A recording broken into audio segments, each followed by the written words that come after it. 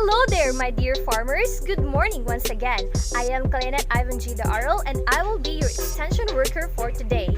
So in our previous lectures, we have talked about a lot of topics.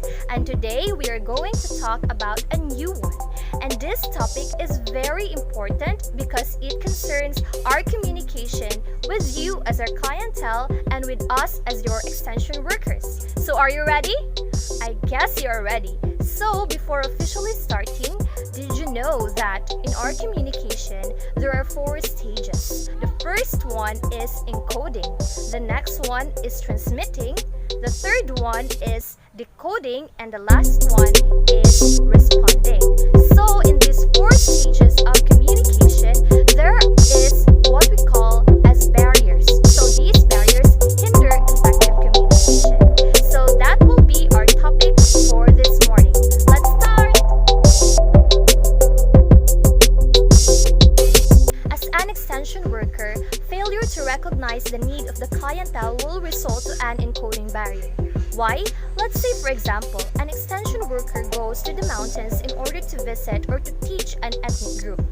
But this ethnic group does not know how to speak a local language. However, the extension worker uses the local language in communicating to them.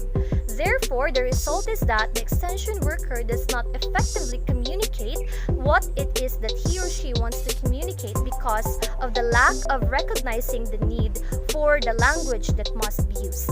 This can result to an encoding barrier in communication.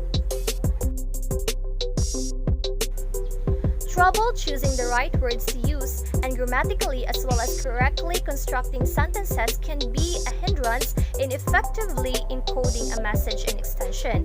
Why? Let's say, for instance, an extension worker wants to mean that he will empower farmers through the agricultural program being discussed. But instead of using the word empower, the extension worker uses delegate, which is very different from each other.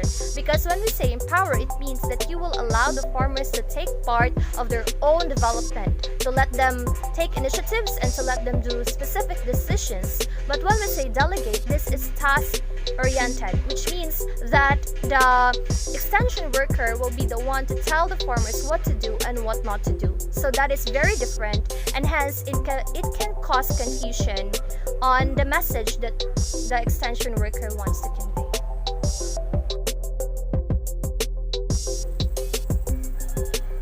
As an extension worker, lack of knowledge about the subject matter is a big problem in encoding stage of communication.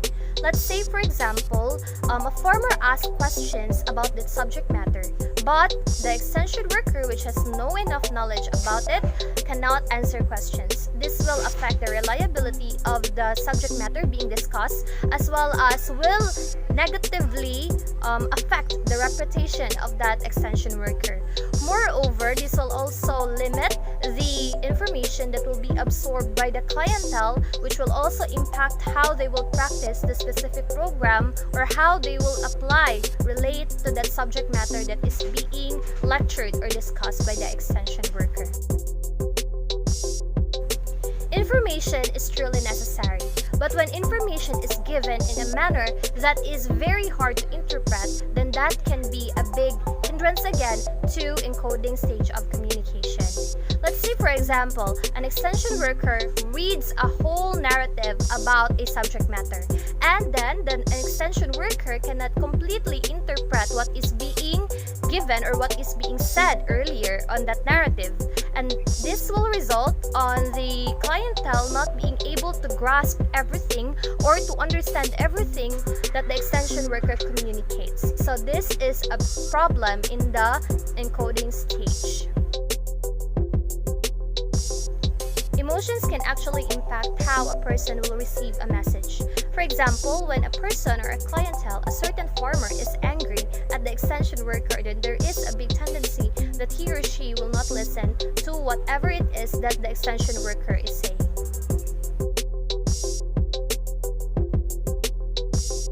When there is poor signal and there is prevalence of grammatical errors as well as usage of unnecessary symbols in a message being sent from the extension worker towards the clientele, this can take away the clientele's focus towards what the message is actually about. extension worker uses jargons or terms that is unfamiliar to a clientele, this can cause the effective communication of a message to be disrupted. Not selecting the appropriate channel through which information will be transmitted is a big problem in the transmitting stage of communication. Why? Let's say, for example, a farmer wants to know the step-by-step procedure of a process, but instead, he or she calls the extension workers through a telephone, and this can in turn cause confusion as well as frustration for both parties.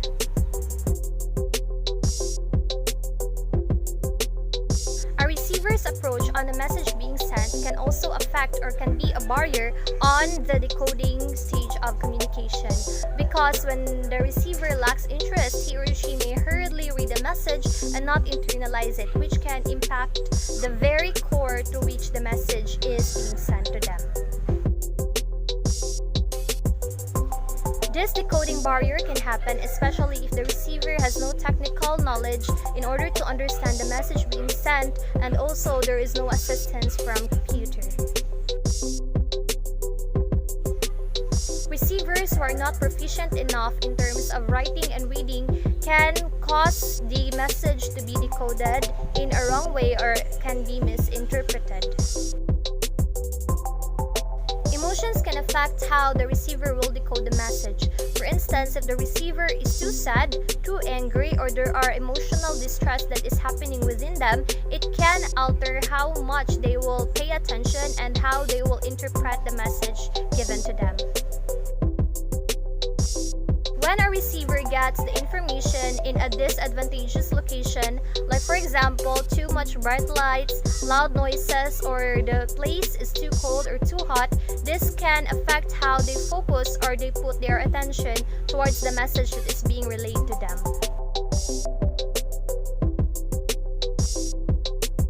In extension communication, it is very important that a sender seeks for feedback from the receiver.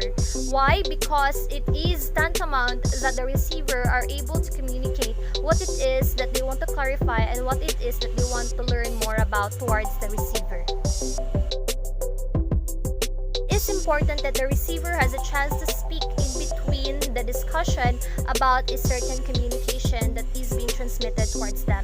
This is in order to give significance unto their presence and to be able to establish a two-way communication among the receiver and the sender.